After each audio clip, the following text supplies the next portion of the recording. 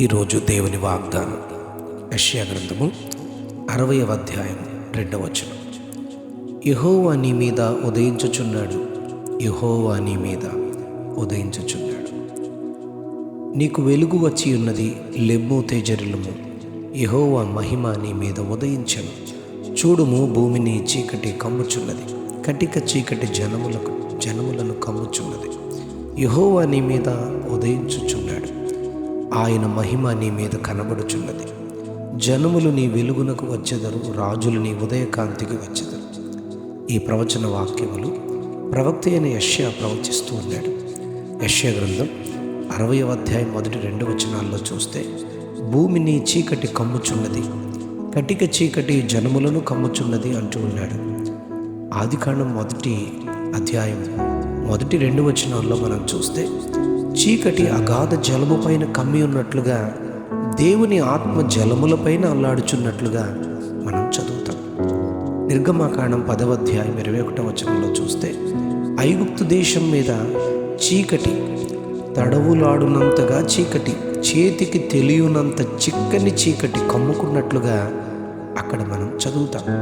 10వ అధ్యాయము 23వ వచనంలో, అయినను ఇశ్రాయేలీయులకందరికీ వారి నివాసములలో వెలుగుండెనని, నిర్గమకాండంలో ఇశ్రాయేలీయులు వెలుగును అనుభవిస్తున్నారు, కానీ ఐగుప్తీయులు అదే సమయంలో చీకటిని అనుభవిస్తున్నారు.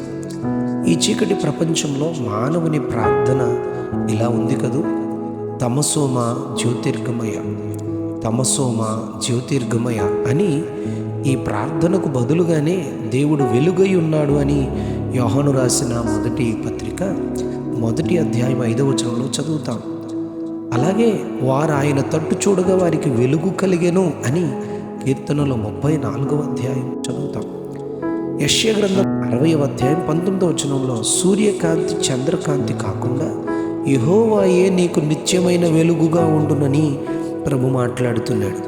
20వ వచనంలో, యెహోవాయే నీకు నిత్యమైన వెలుగుగా ఉండునని వాగ్దానం చేస్తూ ఉన్నాడు. మలాకీ గ్రంథం 4వ అధ్యాయం 2వ వచనంలో, నా నామమందు భయభక్తులు గలవారగు మీకు నీతి సూర్యుడు ఉదయించునని ప్రభు చెప్తూ ఉన్నాడు.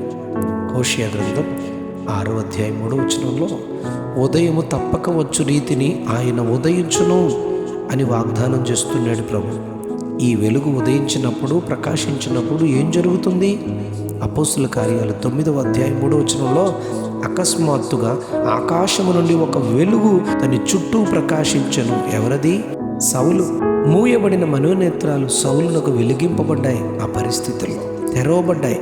ఆ సమయంలో 2వ కొరింథీ 4వ అధ్యాయం 4వ వచనంలో, దేవుని స్వరూపి అయ్యున్న క్రీస్తు మహిమను కనుపరుచు సువార్త ప్రకాశము వారికి కనబడకుండు నిమిత్తము ఈ యుగ సంబంధమైన దేవత అవిశ్వాసులైన వారి మనోనేత్రములకు గ్రుడ్డితనము కలుగు చేసిరని పౌలు తన అనుభవాన్ని తెలియచేస్తూ ఉన్నాడు.